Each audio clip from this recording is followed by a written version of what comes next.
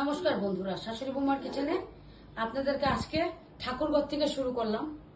আজকে অল্প ঠাকুরকে ভোগ নিবেদন করলাম, কারণ আমার আজকে ছোট্ট নাতনি, তার জন্মদিন, কিছু করিনি, তাই ঠাকুরকে অল্প ভোগ নিবেদন করলাম। দেখুন কি কি ভোগ দিয়েছি সেটা আপনাদের সাথে শেয়ার করি। এখানে অন্ন, আর এটা করলাম কালাই ডালের বড়ি, অল্প ভেজে দিলাম। এটা করলাম মুগের ডাল সব সবজি দিয়ে। এটা পনির আলু পটল দিয়ে একটা তরকারি, বেগুন ভাজা, আলু ভাজা আর ঝিঙে ভাজা দিলাম। এখানে দিলাম সব ঠাকুরকে অল্প অল্প, সব ঠাকুরকে অল্প নিবেদন করলাম।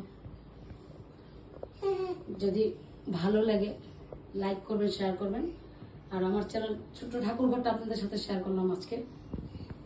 ছোট্ট একটা ঠাকুর ঘর, এটাকে আমি অল্প ভোগ রান্না করে দিয়ে ঠাকুরকে যা পারি। ধন্যবাদ, পাশে থাকবেন আর আমার নাতনিকে আশীর্বাদ করবেন, ও যেমন ভালো হয়, সুস্থ থাকে।